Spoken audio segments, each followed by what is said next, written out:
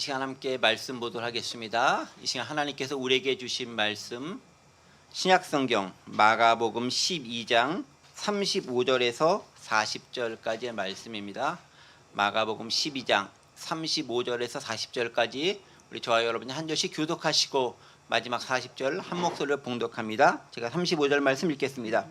예수께서 성전에서 가르치실새 대답하여 이르시되 어찌하여 서기관들이 그리스도를 다윗의 자손이라 하느냐. 다윗이 성령에 감동되어 친히 말하되 주께서 내 주께 이르시되 내가 내 원수를 내 발 아래에 둘 때까지 내 우편에 앉았으라 하셨도다 하였느니라. 다윗이 그리스도를 주라 하였은즉 어찌 그의 자손이 되겠느냐 하시니 많은 사람들이 즐겁게 듣더라. 예수께서 가르치실 때에 이르시되 긴 옷을 입고 다니는 것과 시장에서 문안 받는 것과 회당의 높은 자리와 잔치의 윗자리를 원하는 서기관들을 삼가라. 그들은 과부의 가산을 삼키며 외식으로 길게 기도하는 자니 그 받는 판결이 더욱 중하리라 하시니라. 아멘. 네. 마가복음에 있는 말씀 나누기 함께 전에 하나님이시여 주는 나의 하나님이십니다 라는 신앙 고백을 가사로 담은 우리 아름다운 곡 우리 최문성 김설희 집사님 찬양으로 올려드리도록 하겠습니다.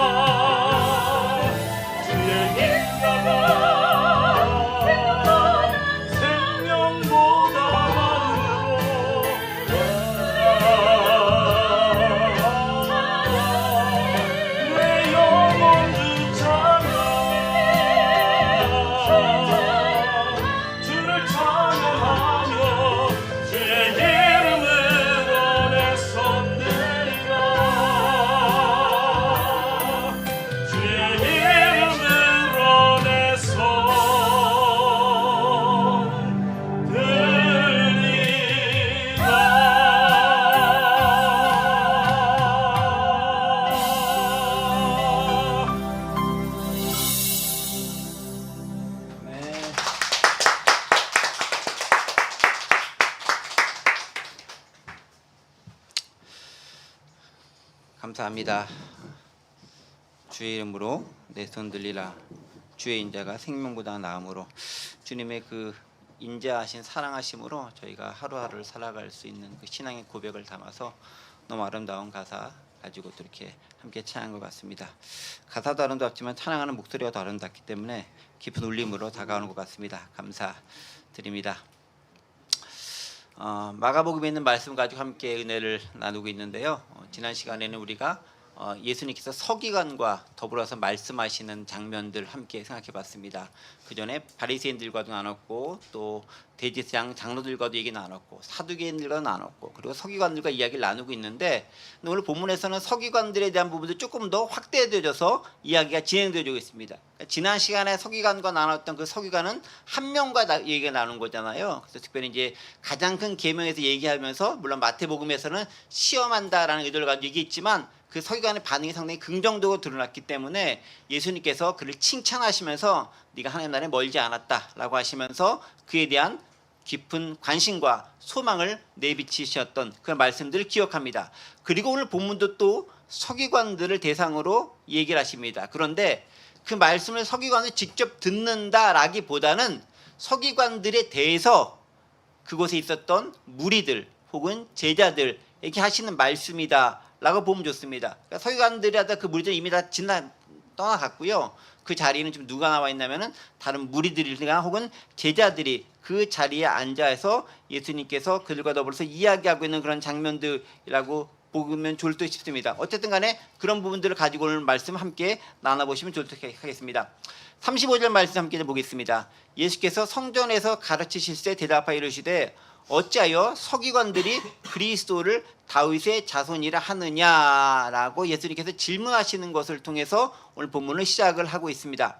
자, 근데 오늘 본문 말씀을 딱 보면요, 이 말씀이 마가복음에 있는 것이 아니라 또 병행 구절도 있죠. 바로 마태복음 22장 41절에서 46절이 오늘 본문과 병행되는 그런 구절이기도 합니다. 말씀을 볼게요. 바리새인들이 모였을 때 예수께서 그들에게 물으시되 너희는 그리스도에 대해 어떻게 생각하느냐? 누구의 자손이냐? 대답하되 다윗의 자손이니이다. 이르시되 그러면 다윗이 성령에 감동되어 어찌 그리스도를 주라 칭하여 말하되 주께서 내 주께 이르시되 이렇게 쭉쭉 얘기하면서 그들과 대화를 이끌어 나가고 있습니다. 그러니까 오늘 본문과 병행 본문인 마태복음을 살짝 좀 봤었을 때는 예수님과 바리새인들 특별히 그 나는 사람들에서 바리새인 특별히 서기관과 더불어서 뭔가 질문했었던 것을 가지고 그들이 떠나간 다음에 그들에서 이야기하고 있는 것들을 발견할 수 있습니다. 자, 조금 더 본문을 가지고 좀 이 얘기를 생각해 보도록 하겠습니다. 예수님에게 있어서 서기관의 모습은 상당히 긍정적인 모습도 있지만 부정적인 모습들 많이 비춰지고 있습니다. 특별히 이제 지난 시간에 봤던 서기관은 그 한 사람은 부정적으로 시작했지만 긍정적인 모습으로 끝을 맺었지만 오늘 본문에서 드러나는 서기관들, 오늘 본문과 조금 이따 뒷부분에 나오는 그 서기관들에 대한 비판의 모습이 나오는데 그 부분에서는 무척 부정적으로 묘사되고 있고요. 또 그들이 우리가 절대로 본받아서는 안 될 대표적인 사람들의 모습으로 묘사되어 있습니다. 마치 바리새인들을 비판할 때 쓴 것과 똑같은 비판하고 있습니다. 그런데 그도 그럴 것이 서기관들의 원래 출신이 바리새인 출신이에요. 대부분이 그렇습니다.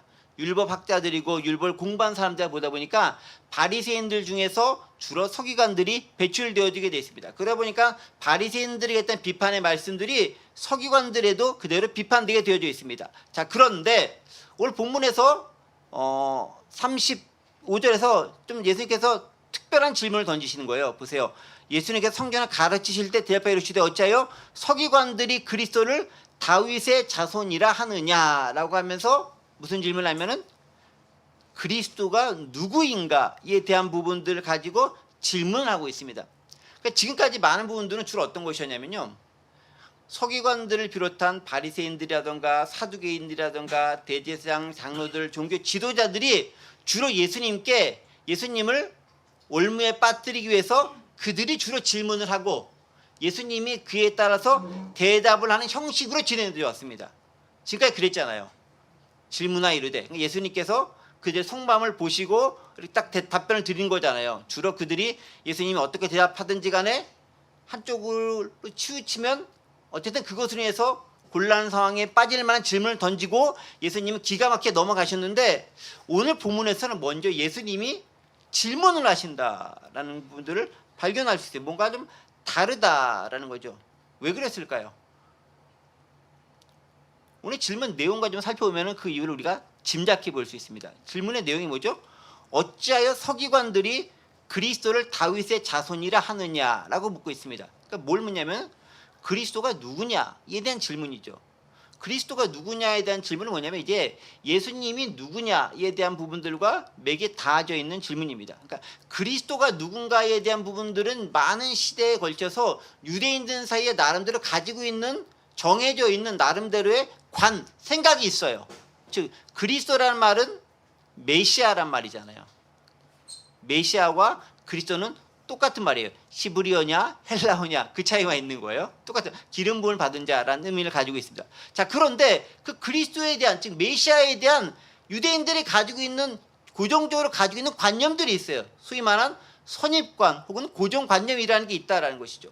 그런데 그들에게 있어서 이제 예수님은 때가 된 거예요. 어떤 때? 내가 바로 너희들이 그렇게 기대했던 그 그리스도다라고 알려주시면서 그런데 니네가 생각했던 그리스도의 모습, 지금 메시아의 모습과는 다른 모습이야 라고 말씀해 주시는 거예요. 그런데 우리가 마가복음 쭉 보면서 알겠지만 대부분의 경우에 있어 예수님이 뭐냐면 자신이 그리스도인지 메시아인지 그에 대해서 사람들이 발견하고 경험했잖아요. 그럼 예수님이 주로 뭐라 얘기하면은 너 어디 가서 조용히 있어라. 얘기하지 마라. 다른 사람에게 언급하지 마라 라고 하면서 주로 침묵시켰어요.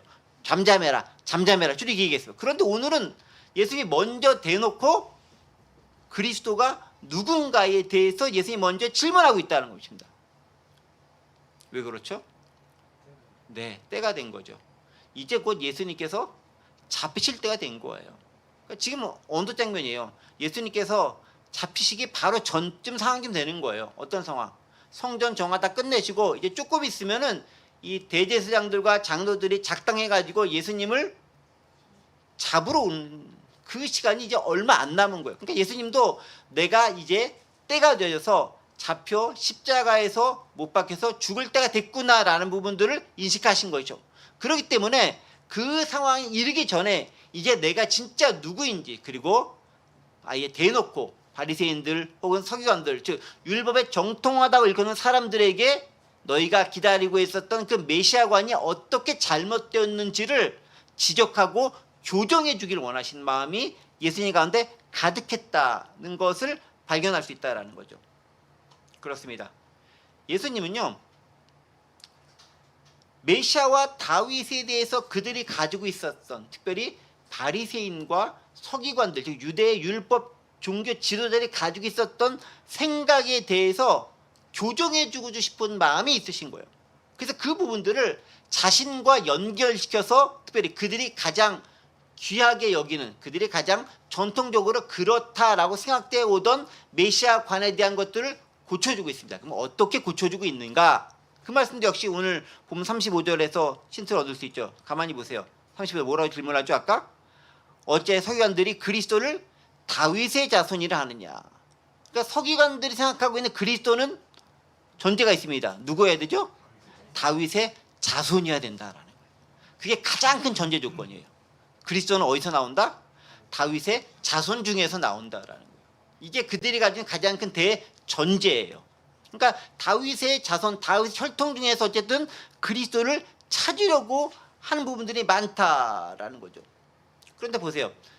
이 그들이 가진 전제 자체가 문제가 있다는 것을 예수님께서 이제는 지금부터 밝히시고 말씀해 주시는 것입니다. 자, 그러면 그들이 가지고 있던 전제가 무엇이 문제였는가? 한 두 가지 정도쯤 있는 것 같아요. 보세요.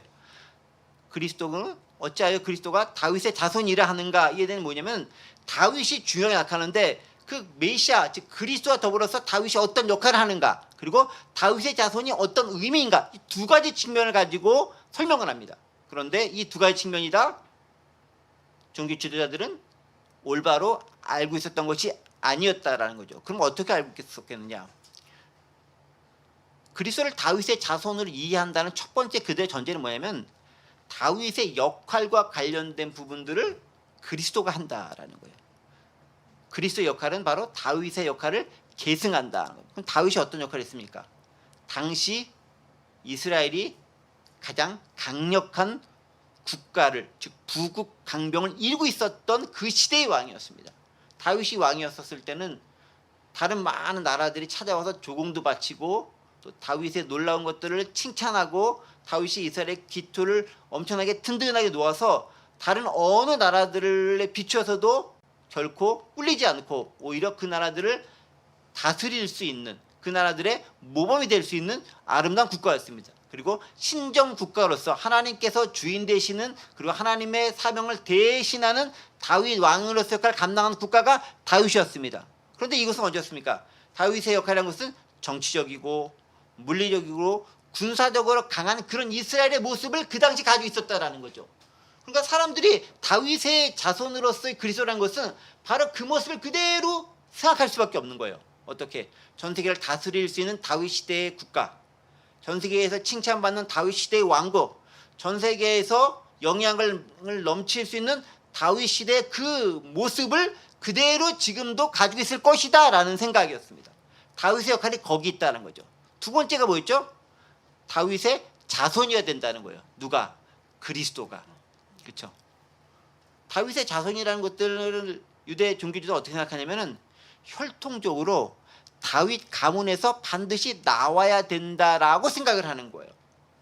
다윗의 자손이라는 말은 그런 의미죠. 틀린 말은 아니죠. 실제로 예수님도 유다주파 출신이긴 해요. 다윗의 그 후손 중에서 유다주파 출신. 그러니까 다윗의 혈육상으로 자손이 아닌 게 아니에요. 맞긴 맞습니다. 그런데 거기에만 국한된 게 아니라는 거죠. 어떻게? 인간 다윗의 혈육을 넘어서서 어떤 것까지? 하나님의 아들로서의 모습까지 예수님께서는 더 격상시키고자 했다는 거죠. 두 가지 그들이 생각했었던 짧았던 생각 혹은 오류를 교정시켜주는 겁니다. 첫 번째가 다윗이 했던 역할이 무엇인가, 즉 인간적이고 정치적이고 물리적으로 군사적으로 강한 이스라엘 만드는데 그게 아니야, 하나님의 나라는 그게 아니야 라고 얘기하는 것 첫 번째. 두 번째는 인간 왕조 다윗의 혈육 가운데 나와야 되는데 그것으로만 국한되는 게 아니라 원래 그리스도, 즉 메시아는 인간의 아들로서가 아니라 하나님의 아들로서, 즉 하나님의 아들인 신성을 가진 존재로서 메시아로 드러난다라는 것을, 두 가지를 함께 강조하고 있다라는 거죠. 이 두 가지 모습을 예수님께서는 시각을 교정시켜 주시는 거예요. 지금 그들이 가지고 있던 것들과는 다르다라는 것들을 이야기해 주고 있습니다. 그러면서 이제 예수님께서 그들이 어떻게 잘못되었는지를 논리적으로 그들의 잘못을 지적해 주고 계십니다. 그게 36절부터 나옵니다. 36절 읽어볼게요. 다윗이 성령에 감동되어 친히 말하되 주께서 내 주께 이르시되 내가 네 원수를 내 발 아래 둘 때까지 내 우편에 앉았으라 하셨도다 하였느니라. 인용이 여러 가지 있으니까 좀 헷갈리긴 해요. 그렇죠? 자, 36절에 있는 말씀은 무슨 말씀이에요? 예수님께서 다윗과 그리스도의 관계를 설명하시는 데 있어서 시편에 있는 말씀을 인용하면서 설명을 하고 있는 거예요. 오늘 읽었던 말씀, 즉 주께서 내 주께 이르시되 내가 네 원수를 내 발 아래 둘 때까지 내 우편에 앉았으라 하셨도다 라는 말이 어디 나오냐면은 시편 110편 1절에 나오는 구절입니다. 거의 비슷한데 약간 달라요. 시편 110편 1절에 이렇게 돼 있죠. 여호와께서 내 주에게 말씀하시기를 내가 네 원수들로 내 발판이 되게 하기까지 너는 내 오른편에 앉아 있으라 하셨도다 라고 하면서 발 아래가 발판으로, 그러니까 정확히 시편은 발판으로 되어 있는데 예수님은 발 아래라, 뭐 발 아래 발판이 있는 거니까 똑같은 의미죠. 약간 바뀌었지만 거의 그대로 인용하시면서 이야기하고 있는 것들을 발견할 수 있습니다. 자, 그러면서 예수님께서 이 말씀을 인용하시면서 다윗과 그리스도의 관계, 그리고 그 다윗과 그리스도, 그리고 즉 예수님과 관계가 어떻게 연결되어져 있는지를 지금 설명하고 있는 거예요. 그럼 조금 보도록 하겠습니다. 자, 시편 110편 1절에 있는 말씀 예수님께서 설명하시는데 이렇게 처음에 기록되어 있죠. 주께서 내 주께 이르시되, 여기서 말하면은 세 명이 등장해요. 세 명.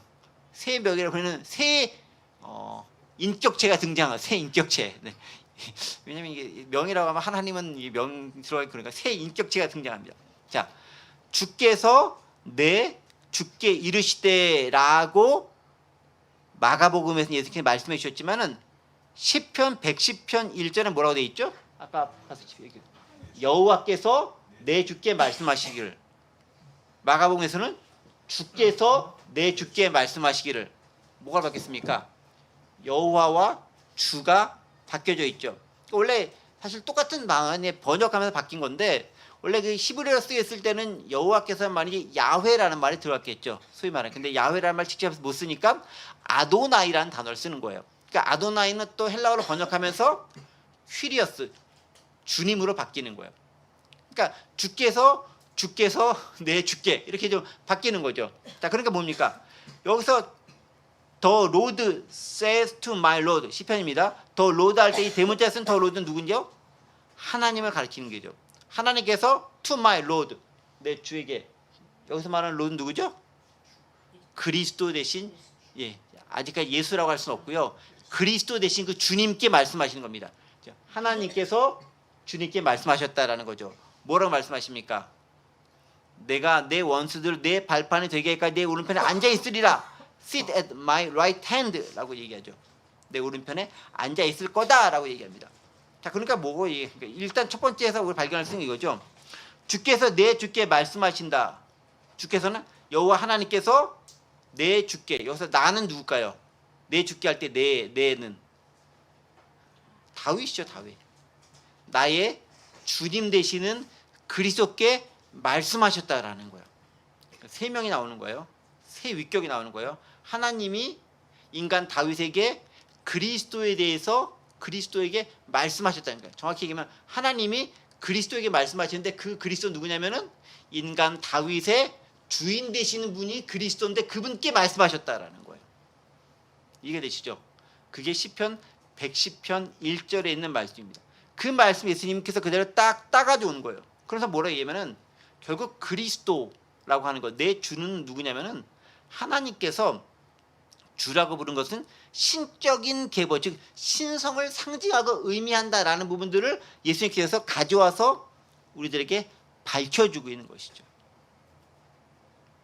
두 번째는 보세요. 내 원수를 내 발 아래 두겠다라고 얘기합니다. 네 원수를 내 발 아래 두겠다. 내 원수를 내 발 아래 둔다는 말은 무슨 뜻이죠? 정복당한 자들을 발 아래 둔다라는 거예요. 정확히 얘기하면 뭐겠습니까? 예수 그리스도의 십자가와의 죽으심과 부활로 말미암아 예수님의 대척점에 있었던, 정확히 얘기하면 게임도 안 되지만 사탄이라던가 그 무리들을 예수님의 발등상 발로 밟아서 그렇게 패배시키겠다라는 거죠. 예수님의 발 아래 두겠다라는 거죠. 그게 사실 창세기에 있었던 말씀이죠.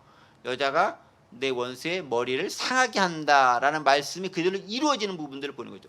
그렇게 하겠다라는 말씀들을 예언과 더불어서 이야기하고 있다라는 거죠.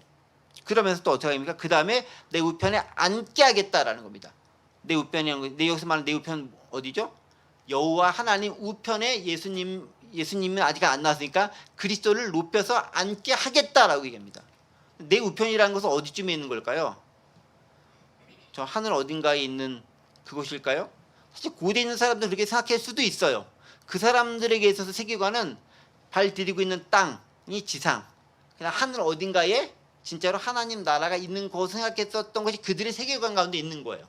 그들이 틀렸다는 게 아니라 그 당시 그들이 믿었던 세계관에서는 그런 것들이 적용되고 있었던 거예요.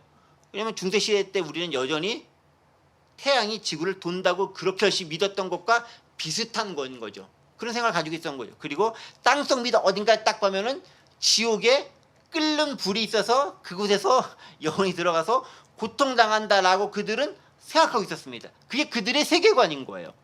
그들의 입장에서 봤을 때 내 우편에 앉다는 것은 하나님 우편에 앉아 계신다라는 건데, 이제 오늘 우리의 관점에 본다면은 대기권 가운데 어디 하나님 나라가 있는 건 아니잖아요. 그럼 어디 있겠습니까? 물리적인 공간, 지리적 공간을 지칭하는 것이 아니라 하나님의 영광과 권위가 가득 찬 것을 상징적으로 드러내는 표현인 거죠. 즉 하나님과 함께 통치하고 계신다라는 거예요. 그러니까 우리에게 있는 하나님 나라를 어떻게 얘기하면 물리적인 혹은 공간적인 그런 개념이 아니라, 지리적인 개념이 아니라 철저하게 통치의 측면에서 이해해야 되는 거예요. 하나님의 통치는 어디 있습니까? 지금 이곳에서 임하고 있는 거예요. 하나님이 주인 되시고 왕 되시면 그곳은 하나님의 통치가 임하고 하나님께서 다스리시는 곳이 되는 거예요. 그런데 그것을 우리가 거부해버리면 그 하나님을 우리가 인정하지 않거나 하나님을 배척해버리거나 하나님을 내가 하나님으로서 대우해드리지 않으면 하나님의 통치는 이곳에 임하지 않는 거가 되는 거죠. 하나님의 나라는 왔으되 통치는 임하지 않는 이상한 시대가 우리 가운데 펼쳐질 수도 있는 거죠. 예수님은 그런 부분에 대해서 이야기하고 있는 것입니다. 자, 그러면서 이야기하고 있는 거죠. 한 가지 더 얘기해줘. 이 모든 것들을 중심으로 봤을 때 하나님 나라는 어떤 곳이다? 이 세상에 속하여 있는 그런 나라가 아니다라는 거예요. 하나님 나라는 어떤 곳이 어디에 속해 있을까요? 요한복음 18장 36절에 힌트를 얻을 수 있는 장면들이 있습니다. 요한복음 18장 36절입니다. 읽어볼게요. 예수께서 대답하시되 내 나라는 이 세상에 속한 것이 아니니라. 하나님 나라는 이 세상에 속한 것이 아니래요. 어디요? 만일 내 나라가 이 세상에 속한 것이었더라면 내 종들이 싸워 나로 유대인들에게 넘겨주지 않게 하였으리라. 이제 내 나라는 여기에 속한 것이 아니니라 라고 하면서 예수님께서도 많은 사람들이 기대해 있었던 예수님의 제자들이 그렇게도 바랐던 이 땅 가운데 뭔가 이루어지는 것으로서의 물리적이고 정치적이고 군사적인 하나님 나라가 아니다라고 당당하게 그리고 단호하게 선포하시는 거예요. 만약 그랬다고 하면 내가 진짜 내 사람들 다 풀어가지고 이 지구상에 있는 나쁜 것을 다 멸망하고 여기서 뭔가를 만들었을 거야. 근데 그게 아니다라는 거죠. 근데 그 생각을 누가 가지고 있었죠? 유대인들이 가지고 있었던 그리스도와 메시아에 대한 생각이었고 제자들마저도 그 생각에서 자유롭지 못했다라는 거죠. 그 관점에서 모든 것들을 바라보고 있었다라는 것입니다. 자, 그러니까 예수님께서는요, 지금 이 말씀 시편 110편 1편에 있는 말씀 인용하시면서 그들이 가진 세계관을 교정시켜 주고 있는 거예요. 어떤 세계관? 하나님의 나라가 물리적으로 이 땅 가운데 임해서 정치적 군사적으로 통치하는, 즉 다윗 왕국과 같은 그런 나라가 될 것이라는 생각들을 가지고 있는데 그게 아니고 무엇입니까? 하나님 나라는 하나님이 다스리는 곳이고 이 세상의 물리적인 것과는 관계없이 하나님의 통치권 임하는 곳이야 라고 말씀하십니다. 그러면서 그 하나님께서 인간 다윗의 주인이 되는 그리스도에게 직접 말씀하셨다라는 거예요. 자, 다윗의 주인 되시는 분이 누구라고요? 그리스도라는 거죠. 그러니까 그리스도는 다윗보다 높아요, 낮아요? 높고 낮고 설명할 수 없을 정도로 차원이 다른 분에게 있는 거죠. 어떻게? 다윗은 인간인데 그리스도는 인간이 아닌, 정확히 하면 인간을 넘어선 신으로서의 하나님의 아들로서 존재하는 분이다라는 거죠. 그게 그리스도고 그게 메시아다라는 부분들을 이걸 끌어와서 이야기하는 거예요. 그러니까 이제 성경에 있는 말씀을 끌어오면서 니들이 잘못 알고 있다는 걸 논리적으로 설명해 주는 거예요. 이런 거죠. 그러니까 그리스도가 다윗의 후손이라고? 아니 시편 그 몇백 년 전 다윗이 뭐라고 고백했어? 그리스도에 대해서 그분은 나의 주님이시고 나의 하나님 같은 분야라고 이미 고백했던 게 있어. 그런데 어떻게 인간의 혈통 가운데서 다윗 선이면 다윗더러 그리스도가 다윗더러 조상님 해야 되는데 그런 개념이 아니다라는 거예요. 오히려 그 반대다라는 거죠. 반대를 넘어선 개념인 거죠. 다윗이 나중에 한참 물리적인 시간을 봤을 때 한참 후에 오게 될 그 그리스도에 대해서 주님이라고 불렀던 것처럼 지금 너희가 알고 있었던 그리스도라는 그 개념이 잘못됐다라는 거예요. 즉 다윗이 올바르게 얘기했지만 너희가 그것을 잘못 해석해냈다라는 거예요. 어떻게? 철저하게 인간적이고 세속적인 관점으로만 너희는 그리스도를, 즉 메시아를 기대하고 해석해왔다라는 거예요. 근데요, 우리는 안 그럴까요? 물론 우리는 이제 이런 것을 많이 들었기 때문에 그리스도가 정치적이고 군사적이고 물리적인 메시아가 아니다라는 거 알고 있습니다. 하지만 우리는 여전히 어떻게 그리스도를 이해하냐면은 나의 인간적인 물질의 필요를 채워주시는 분으로서의 그 그리스도를 여전히 기대하고 있는 거예요. 그런 부분들이 없는 것은 아니에요. 왜냐하면 예수님께서 하나님 나라를 드러내실 때 병자도 고치시고 배고픈 사람 먹이시고 굶주린 사람 먹이시고 똑같은 거나 배고픈 사람 먹이시거나 굶주린 사람 먹이신 거나 네. 없는 사람 입히시고 귀신에게 잡혔던 사람 사로잡힌 사람들 해방시켰던 부분들이 우리 육체적인 것과 관계가 없는 게 아니에요. 관계가 있어요. 그것들을 해방시키시고 그것들을 좋게 발전시키신 부분들이 맞다라는 거죠. 그런데 거기서만 그치는 게 아니라는 거죠. 그것들은 하나님 나라를 보여주는 지극히 일부분의 상징적인 거, 일부분을 보여주는 한 부분이라는 거예요. 하나님은 훨씬 더 크고 넓다라는 것들을 보여주고 있는 것들이죠. 우리는 거기까지 볼 수 있었다는 겁니다. 그런데 우리가 생각하고 있는 예수님에 대한 부분들, 즉 그리스도를 어떻게 주로 보게 하냐면은 나의 물질적인, 인간적인 필요를 채워주시는 분으로서 예수님만을 우리는 주로 원해요. 사실은 그런 예수님이라도 많이 경험되면 좋긴 해요. 그런데 문제는 거기에만 경도되면 그 예수님으로서만 예수님을 알게 된다는 거죠. 정말 더 크고 온 세상의 통치자고 온 세상의 주관자고 이 물질 세계에 국한되는 것을 넘어선 그분으로서의 그 넓은 하나님을 우리는 바라보지 못하는 오류를 범하게 된다라는 거예요. 그러니까 우리가 가지고 있는 예수님에 대한 모습이 어떤 것인가에 대한 부분도 조금 고칠 필요가 있다라는 거예요. 나의 당장의 필요를 채우신 분 예수님도 맞아요. 그러나 거기에만 국한되지 않는다라는 거예요. 즉 종교 지도자들이 기대했었던 그 메시아의 모습 거기에만 머문 것이 아니라 그것을 넘어선 것으로서 예수님 우리는 받아들이고 그 예수님 안에서 자유롭고 참된 신앙을 가질 수 있어야 된다라고 이야기하고 있습니다. 그러면서 이제 37절에서 궁극적으로 설명해 주는 거죠. 결론적으로 30절입니다. 다윗이 그리스도를 주라 하였은즉 아까 얘기하죠. 어찌 그의 자손이 되겠느냐 하시니 많은 사람들이 즐겁게 듣더라. 그렇죠. 너희들이 한참 조상님 되는 다윗이 그분이 가장 중요한 그분이 그리스도를 뭐라고 표현했다고요? 주님이라고 표현했다라는 거죠. 그런데 어떻게 그리스도가 그분의 자손이 될 수 있겠느냐라는 거예요. 주님이라고 표현했으면 그분이 보다 먼저 있었던 분이라는 거죠. 다윗보다 먼저 존재했다라는 거잖아요. 근데 어떻게 다윗의 자손이 될 수 있겠느냐라는 거예요. 그렇죠. 논리적으로 말이 안 된다는 것들을 증명하면서 설명하고 있는 거죠. 자, 그 모습을 딱 들으니까 사람들이 무척 통쾌했던 것 같아요. 뭐라고 표현됐습니까? 많은 사람들이 즐겁게 듣더라. 즐겁게 듣더라. 지금까지 그렇게 메시아에 대해서 설명해 준 분이 아무도 없었거든요. 예수님께서 제대로 설명을 해주고 그들의 논리적으로 잘못된 모습들을 지적해 주면서 교정해 주자 많은 사람들이 그것을 듣고 무척 즐거워했었다라고 이야기하고 있습니다. 그렇죠. 자, 그런데 이 부분을 보면서 우리가 조금 생각해 볼 필요가 있습니다.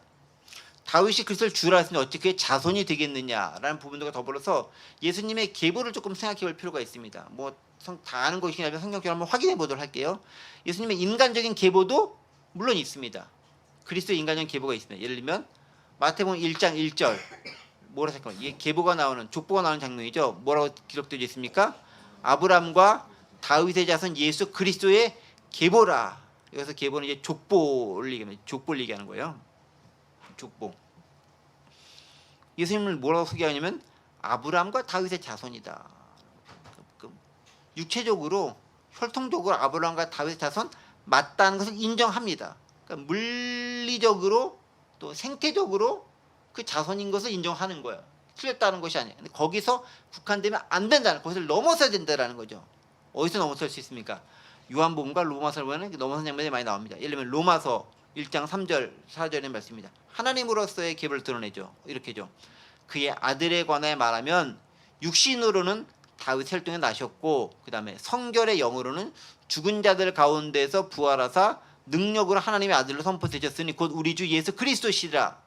이면서 뭐라 얘기합니까? 죽은 자 가운데 부활하신 하나님의 아들이다라는 거예요. 누가? 예수 그리스도가 그분이다라는 거죠. 또 요한복음 8장 58절에 이렇게 기록되어 있죠. 예수께서 이르시되 진실로 진실로 너희에게 이르노니 아브라함이 나기 전부터 내가 있느니라. 누가 있다고요? 예수님이 있었다. 언제부터? 다윗보다 훨씬 선대 인물인 아브라함이 나기 전부터 내가 예수님이 있었다라고 고백하고 있잖아요. 그리고 요한복음 1장 1절은 아예 어디까지 갑니까? 태초의 말씀이 계시니라. 이 말씀이 하나님 함께 계셨으니 이 말씀이 곧 하나님이시니라 하면서 또 요한복음 1장에 적혀있지 않지만 요한복음 1장 12절 보면은 말씀이 육신이 돼 우리 가운데 거하신다라고 하시면서 태초에 하나님과 함께 했던 그 말씀이 육신이 되어 이 땅에 오셨고 그 육신이 된 분이 바로 예수 그리스도다라고 하면서 그게 바로 나다라고 이야기하고 있는 거예요. 그러니까 요한복음 완전히 예수님을 하나님의 아들로 완전히 딱 박아놓고 이야기하고 있는 거죠. 그러니까 다른 복음서는 순간순간 군데군데 그것들이 언뜻 비춰지는 부분들이에요. 근데 요한복음은 아예 처음부터 대놓고 시작하는 거죠. 마태복음은 혈통적으로 다윗의 후손이야 라고 얘기하지만 요한복음은 아예 하나님의 아들이고 하나님이야 라고 딱 얘기하면서 얘기하는 거예요. 그러니까 그런 부분들을 봤었을 때 뭐라고 합니까? 그리스도는 단지 다윗의 혈통을 넘어선 분이다 라는 것들을 드러내고 강조하고 있는 거죠. 여러 가지 측면에서. 자, 그런데요, 그 말씀들 많은 사람들 어떻게 했다고요? 즐겁게 들었다. 즐겁게 들었다라는 말은 일단 기본적으로 두 가지로 생각할 수 있어요. 즐겁게 들었다. 그 말씀 자체를 아주 즐거워했다라는 의미가 있습니다. 말씀 자체를 즐거워했다. 예수님의 말씀을 기쁨으로 잘 받았다라는 의미가 있습니다. 우리도 그렇게 받아야 되죠. 말씀 자체를 즐겁게 받아야 됩니다. 그런데 또 말씀을 즐겁게 듣다라는 말은 뭐냐면은 예수님 자체를 기쁨으로 받아들였다라는 말도 됩니다. 예수님 하신 말씀도 받지만 예수님 자체를 내가 그들이 받아들였다라는 의미로도 쓰여질 수 있는 거예요. 그러니까 여기 영어로 보세요. 많은 사람들 즐겁게 듣더라. The large crowd listened to him with delight. 기쁨 가운데 기쁨으로 그를 들었다라는 거죠. 그러니까 예수님의 말씀도 들었지만 예수님 자체를 그렇게 기쁨으로 받아들였다. 두 가지 중의적인 표현들을 다 포함하고 있습니다. 그럼에도 불구하고 바로 이렇게 기쁨으로 들었던 이 사람들이 얼마 못 가서 무슨 일을 하느냐. 마가복음 15장 13절 보면 그들이 무슨 일을 하는지 기록되어 있습니다. 마가복음 15장 13절 무슨 일을 했을까요?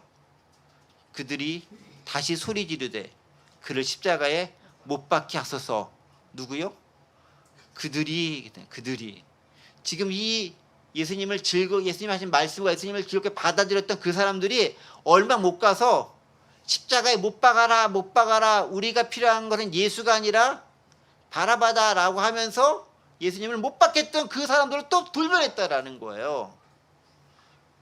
뭐 제자도 그런데 베드로도 그랬는데 뭐 절대로 부인 안 하겠다고 하면서 부인한 게 베드로였다는 것을 고려해 본다면 뭐 이 백성들 무리들의 모습이 이해가 안 되는 것도 아니에요.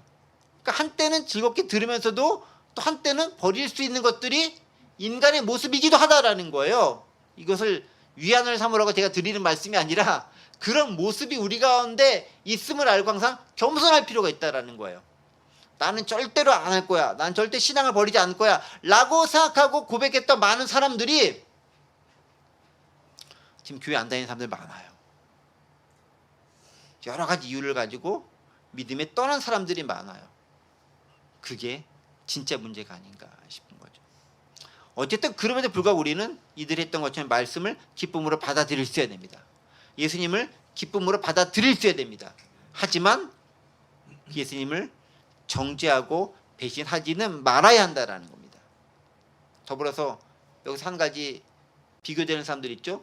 종교 지도자들은 그런 예수님 모습을 어떻게 했습니까? 이 말을 듣자마자 그들은 예수님을 비난하고 힐난하면서 어떻게 하면 잡아 죽일까를 고민했는데 백성들은 그나마 그래도 듣는 그 순간에는 즐거워하고 좋아했던 모습들이 있죠.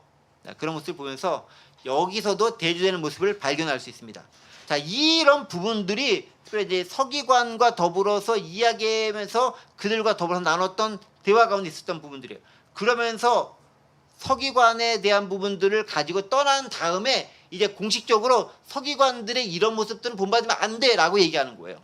서기관들과 이렇게 대화를 나누면서 그들의 잘못된 걸 교정시켜준 다음에 그들이 떠나갔습니다. 그 다음에 이제 서기관들에 대해서 남겨진 사람들에게 이야기하고 있는 거예요. 그게 38절부터 나오는 내용이에요. 뭐라고 얘기합니까? 예수께서 가르치실 때 이르시되 긴 옷 입고 다니는 것과 시장에서 문안 받는 것, 회당의 높은 자리에 단치 윗자리에 앉는 서기관들 삼가라라고 하면서 이러이러한 서기관들 모습을 너희는 삼가해야 된다라고 얘기합니다. 서기관을 떠나가고요. 남겨져 있는 사람들한테 서기관들에 관한 것을 이야기합니다. 자, 그런데 서기관들이 어떤 모습을 보이고 있느냐? 몇 가지 특징들이 있습니다. 먼저 첫 번째, 38절 보십시오. 긴 옷을 입고 다닙니다. 누가요? 서기관들이. 날씨가 추웠나요? 긴 옷을 입고 다닌다라고 되어 있습니다. 왜 그랬을까요? 긴 옷 입었다는 게 뭘까요? 긴 옷. 네. 여러분 그 왕족이라든가 이런데 그걸 보면은 왕이 이렇게 길게 딱 이렇게 뒤에 이렇게 딱 긴 게 뭔가 딱 이렇게 그런 거 있죠. 네. 긴 로브 이런 거 네. 입고 다니죠. 뭐니까 내가 네. 경건하다. 권위가 있다라는 것들을 상징하고 자랑하는 거죠. 이 사람들은 예수님의 권위는 별로 인정하지 않았습니다. 네 권위 어디서 났냐라고 말했던 사람이 이 사람들인데 이 사람들이 본인들이 성전이나 이런 데 있을 때는 뭘 입고 다녔다? 긴 거 쫙 입고 다니면서 이렇게 다니는 모습들이 있습니다. 저는 근데 여기 있는 모습들을 이렇게 쭉 좀 이따 얘기하긴 할 텐데요. 제목이 서기관들의 특징이라고 제가 제목을 담아놓고 말씀을 준비했는데 서기관들의 특징과 모습이 아니라 오늘날 목회자들에게 주는 특징과 모습이다 라고 딱 대입해 보니까 딱 저한테 주는 말씀인 거예요. 딱 가만히 보세요. 긴 옷 입고 다닌다. 저는 별로 안 입긴 하지만 성이 가운 이런 거 입고 다니시죠? 치렁치렁하면서 그거 원래 이제 박사 가운이거든요. 박사 가운을 왜 굳이 입어야 되는지 모르겠는데 어쨌든 간에 특히 이제 손에 이게 세 줄 적혀 있는 거예요. 세 개 이게 세 개 이게 뭐냐면은 학사, 석사, 박사 뜻하는 거거든요. 굳이 그거를 근데 예배 때 입고 나올 필요는 없는 것 같은데 그걸 굳이 해서 내가 이렇게 공부 많이 하는 사람이야라는 걸 드러내시는 분들이 있어. 네, 굳이 그럴 필요 없는 거예요. 이거 서기관들 긴 옷 입고 다니는 것과 똑같이 하는 비판인 거예요. 네. 물론 이제 그 졸업식 학교에서 뭐 할 때는 입으죠. 왜냐면 그 상징이 있는 거죠. 그런데 이제 굳이 교회에서 예배할 때 그거 박사인 게 무슨 의미가 있어요? 그렇죠? 근데 꼭 이 세 개 있는 거 하고 계신 분들 계세요? 전 누군지 모르겠지만 그거 비판하는 거예요. 두 번째 어떤 특징이 있습니까? 뭐라고 했죠? 시장에서 문안 받는 것 좋아한다. 뭐겠습니까? 시장에 오니까 사람들 많이 오시잖아요. 왁자왁자 하는데 그 뭐하는 거딱 가가지고 대중들로부터 인기를 딱 받으면서 아이고 오셨습니까? 라고 인사받는 거 좋아하는 모습. 정치인들이 이거 제일 좋아하는 거잖아요. 똑같은 거죠. 목사들 이런 거 많이 좋아하는 것 같아요. 높임받기 좋아하고 칭찬받기 좋아하는 모습들. 그 모습 그대로 보인다라는 거죠. 세 번째 어떤 모습 보입니까? 회당에 높은 자리에 앉는 거 좋아한다. 높은 자리 일단 앉는 거 좋아하죠. 네. 일단 높은 곳에 앉는 거, 이렇게 상석 앉는 거 좋아하는 거, 딱 그거죠. 네. 그다음에 잔치의 윗자리에 앉는 거 좋아한다. 보세요. 회당의 높은 자리와 잔치의 윗자리는 각각 상징하는 것이 있어요. 회당은 뭡니까? 종교적인 것을 상징하는 거죠. 즉 종교적으로 영광스러운 자리에 내가 앉겠다라는 거. 그다음에 잔치의 윗자리는 뭐겠습니까? 세속적으로도 영광스러운 자리에 내가 앉겠다라는 거예요. 그걸 좋아하는 모습이었다는 거죠. 누가? 서기관들이. 또 오늘날도 그런 목사님들이 좀 계신 것 같긴 해요. 그 다음 또 뭐 하랍니까? 이런 분은 없어야 되는데 40절 뭐라고 되어 있습니까? 그들은 과부의 가산을 삼키며, 과부의 가산을 삼켰다. 과부가 재산을 얼마나 많이 가졌을까요? 뭐 오늘날에는 좀 많이 가진 사람이 있을 수 있겠지만 그 당시 과부는 재산이 어디 있어요? 과부의 두 랩돈 예수님이 칭찬하는 거잖아요. 가진 게 없는 사람인데 그 가진 거 없는 거 벼룩의 간을 빼먹는 사람이 그런 사람들이었다라는 거예요. 물론 그 사람이 직접 재산을 착복했다라는 건 아니겠지만은 어떻게 율법이라든가 이런 걸 통해 가지고 그들이 돈을 갈취할 수 있도록 만들었다라는 거예요. 저는 그게 어떤 걸 생각하면 이런 거 비슷한 것 같아요. 예전에 그런 얘기하면 그렇지 않지만 JMS라던가 또 이재록이라던가 이런 분들을 보고 있으면 그래 얘기하잖아요. 이렇게 없는 사람들이 있는 거 다 갖다 바치게 만들잖아요. 빚내서 막 이렇게 하잖아요. 진짜 교회에서 귀하게 쓰이면 좋은데 그게 글로 쓰이는 게 아니, 그쪽으로 쓰이는 게 아니라 엉뚱한 데 사용되는 거잖아요. 근데 그렇게 갖다 바치는 사람들 중에서 얼마나 많은 과부, 얼마나 많은 일용직 노동자들, 얼마나 많은 힘없는 사람들이 있었습니까? 그들의 걸 다 가져다가 엉뚱한 데 쓰고 있는 부분들이 많았다라고 계속해서 지금 비판하고 있는 분들이죠. 근데 과부는 누구죠? 보호하고 지켜줘야 할 사회적 약자들이에요. 그들은 있는 것 갖다 줘야 될 사람들인데 그들을 뺏어가고 갈취해 갔다라고 얘기하고 있죠. 그리고 한 가지 더 있죠. 뭐라고 얘기합니까? 외식으로 길게 기도했다. 전 이거 생각하면 무슨 생각하냐면은 이게 긍정적인 것과 부정적인 것인데 이런 거예요. 이런 모습이에요. 딱 준비하면서 이런 생각이 들었어요. 저희는 새벽 기도를 안 하긴 하지만은 새벽 기도를 딱 가면 일단 목사는 다른 성도들보다 끝날 때까지 계속 앉아 있어야 되는 거예요. 이게 상호적인 것이 있는 거예요. 내가 네 사람들보다 길게 기도해라는 것도 있지만은 성도 입장에서도 저 목사는 나보다는 길게 기도하고 있어야 돼라고 은근히 기대하는 게 있는 거죠. 이 두 가지가 교묘하게 맞아떨어지면서 나는 힘들고 죽겠는데 오늘은 좀 빨리 들어가야 되는데 앉아 있는 거예요. 이게 꼭 그것이 적합하다라는 것은 아니지만 이 말씀을 준비하면서 저는 그 생각이 났어요. 이 뭐이겠습니까? 보이는 측면들이 강한 거잖아요. 보이는 측면. 거짓된 경건을 사람들에게 드러내는 거잖아요. 뭐겠습니까? 진실하고 중심된 모습이 아니라 드러내고자 하는 모습이 가득했던 것, 그게 서기관들의 모습이었다라는 거죠. 그게 바리새인들의 외식하는 모습이었다라는 거죠. 그래서 바리새인들이 외식을 책망했던 모습과 오늘 본문에서 서기관들의 모습을 책망했던 모습들이 똑같아요. 왜? 서기관들이 바리새인들 중에서 좀 더 열심히 공부했던 사람들, 율법 학자들이니까 그들이기 때문에 그들에게 더 신랄한 비판을 가하고 있다라는 거죠. 자, 그런 모습을 보면서 이게 오늘 우리 목회자들에게 주는 교훈이겠구나. 우리가 이런 모습을 가지고 있는 것은 아닌가 생각해 볼 필요가 있다라는 거죠. 긴 옷 입고 다니는 거, 나를 드러내고 이렇게 과시욕하는 거 좋아하지 않는 것인가? 대접받기고 높임 받는 것만 좋아하는 것 아닌가? 높은 자리, 잔치 자리, 윗자리에 앉는 것만 좋아하는 것 아닌가?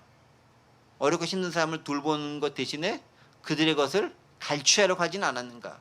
그리고 경건의 모양으로 외식하는 모습을 드러내고 있는 것은 아닌가라고 설교를 하는 게 아니라 저 스스로에게, 저와 같은 목회자들에게 물어보는 거죠.